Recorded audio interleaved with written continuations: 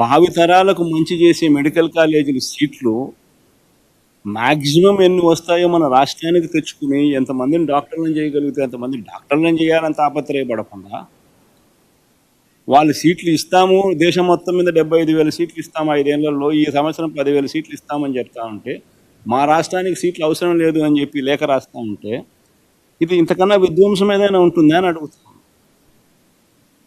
పిల్లల జీవితాలతో 9 నెలలు చంద్రబాబు గారి ప్రభుత్వం చేసిన విధ్వంసాలు నిజంగా అన్నీ కావు. నేను చదువుతా ఒకసారి. ఈ 9 నెలల్లో చంద్రబాబు నాయుడు గారు ఎన్నెన్ని విధ్వంసాలు చేశారో ఒకసారి మీరందరికీ కూడా ఆలోచన చేయమని కోరుతా ఉన్నా. పిల్లల్ని బడులకు పంపేలా తల్లులను మోటివేట్ చేస్తూ తీసుకువచ్చిన అమ్మఒడి పథకం ఆపేశారు. ఇది విధ్వంసం కాదా? స్కూళ్ళల్లో నాడు నేడు పనులు నిలిపేశారు. ఇది విధ్వంసం కాదా? ఇంగ్లీష్ మీడియంను సిబిఎస్ఈని అక్కడి నుంచి ఐబీ దాకా ప్రయాణాన్ని 3వ తరగతి నుంచి టోఫుల్ క్లాసులను తీసేశారు. పిల్లలను ప్రపంచ స్థాయి విద్యకు దూరం చేశారు. మరి ఇది విధ్వంసం కాదా? 8వ తరగతి పిల్లలకు 8వ తరగతికి వచ్చేసరికి ప్రతి సంవత్సరం ట్యాబులు ఇచ్చే పరిస్థితి నుంచి ప్రోత్సహించాల్సింది పోయి ఆ ట్యాబుల పంపిణీ కార్యక్రమం ఆపేశారు. ఇది విధ్వంసం కాదా? సబ్జెక్ట్ టీచర్ల కాన్సెప్ట్కు గ్రహణం పట్టించారు. ఇది విధ్వంసం కాదా? పిల్లలకు గొప్పగా చదివించేట్టుగా చేయాలి, వాళ్ళు చదివితేనే పేదరికం నుంచి బయటపడతారు అనే సంగతి తెలిసి పిల్లలను చదువులకు ప్రోత్సహించే విధంగా కాకుండా వసతి దీవెన పథకం పూర్తిగా రద్దు చేసి విద్యా దీవెన పథకం అరకొరగా దులిపిస్తూ పిల్లల చదువులతోనూ వాళ్ళ జీవితాలతోనూ చెలగాటమాడడం విధ్వంసం కాదా? చంద్రబాబు నాయుడు గారు ఇవ్వాల్సిన పథకాలు ఇవ్వకపోగా ఉన్న పథకాలను ఎత్తేసాడు. ఇది ప్రజల జీవితాలతో చెలగాటం కాదా? ఇది విధ్వంసం కాదా? ఆరోగ్యశ్రీ ఊపిరి తీసేశారు. ఆరోగ్య ఆసరా కనపడకుండా చేశాడు.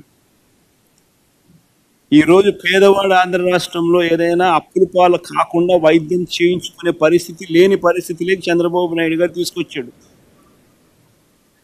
ఇది విధ్వంసం కాదా?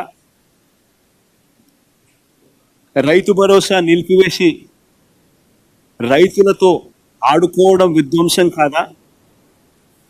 0 వడ్డీ తీసేయడం విధ్వంసం కాదా?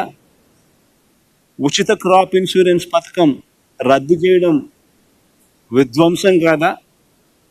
రైతుల్ని నాశనం చేస్తూ ఆర్బీకే వ్యవస్థను నిర్వీర్యం చేయడం విధ్వంసం కాదా? ఈ క్రాప్ విధానాన్ని రద్దు చేయడం విధ్వంసం కాదా? అక్క చెల్లెమ్మను సైతం చేయూత, ఈబీసీ నేస్తం, కాపు నేస్తం, 0 వడ్డీ, అమూల్ ఇటువంటి పథకాలతో చెయ్యి పట్టుకుని నడిపిస్తా ఉన్న పరిస్థితి నుంచి ఆసరా ఇటువంటి పథకాలతో చెయ్యి పట్టుకుని నడిపిస్తా ఉన్న పరిస్థితుల నుంచి ఆ పథకాలన్నింటిని రద్దు చేయడం అక్క చెల్లెమ్మల జీవితాలలో విధ్వంసం కాదా?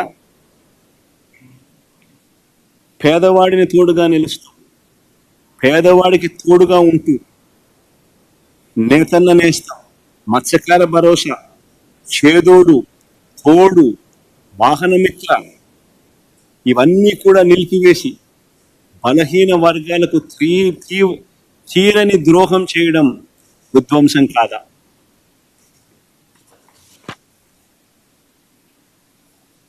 ఉద్యోగం ఒక్కటి కూడా ఇవ్వకపోగా ఉన్న ఉద్యోగాలను ఊడగొట్టడం,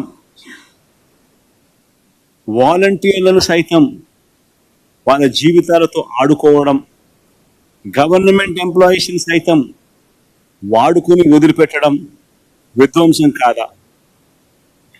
రాష్ట్రానికి సంబంధించిన వనరులు రాకుండా చేయడం, రాష్ట్రం ఆదాయం పెంచకుండా తన సొంత జోబీలకు వచ్చే ఆదాయాన్ని పెంచుకునే కార్యక్రమం చేస్తూ ఇసుక, మద్యం, అదే మాదిరిగా శాండ్, ఇసుక, మద్యం, క్వాడ్స్, సిలికా ఇవన్నీ దోచేయడం విధ్వంసం కాదా? అధికారంలోకి రాగానే ప్రశ్నించే స్వరం ఉండకూడదు అని ఎవడు ప్రశ్నించినా కూడా రెడ్ బుక్ రాజ్యాంగంతో రాజ్యాంగం చేయడం, గవర్నెన్స్ చేయడం విధ్వంసం కాదా? అన్నిటికన్నా విధ్వంసం మోకరీ ఆఫ్ డెమోక్రసీ ఏంటంటే మన కళ్ళ ముందర కనిపిస్తాం. నేను తిరుపతి ఇన్సిడెంట్ చూస్తే కనిపిస్తుంది మోకరీ ఆఫ్ డెమోక్రసీ. తిరుపతిలో చంద్రబాబు నాయుడు గారికి వైఎస్ఆర్సీపీ పార్టీకి ఎన్ని సీట్లు వచ్చినాయని చెప్పి చూస్తే 49 స్థానాలు తిరుపతిలో ఉంటే వైఎస్ఆర్సీపీకి అందులో 48 స్థానాలు వచ్చాయి.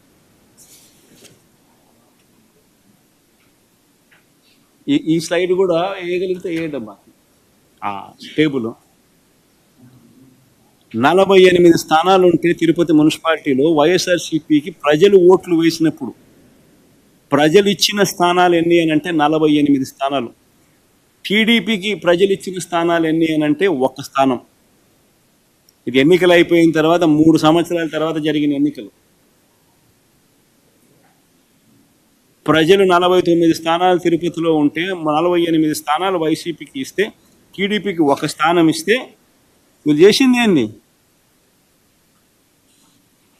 Re-election for vice president post జరిగితే వైఎస్ఆర్సీపీ కార్పొరేటర్లను కిడ్నాప్ చేసి, బెదిరించి, ప్రలోభాలు పెట్టి, చివరికి వాళ్ళు పోలీసులను వాడుకొని పోలీసుల సమక్షంలోనే కిడ్నాప్ చేసి వైసీపీకి సంబంధించిన కార్పొరేటర్లు ప్రయాణిస్తున్న బస్సును ఆపి పోలీసుల సమక్షంలోనే వాళ్ళని కిడ్నాప్ చేసి,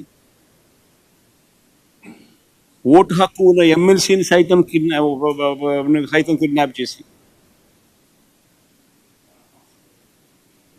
చివరికి వాళ్ళు వైస్ ప్రెసిడెంట్ కింద గెలుచుకున్నట్టుగా డిక్లేర్ చేసుకున్నారు.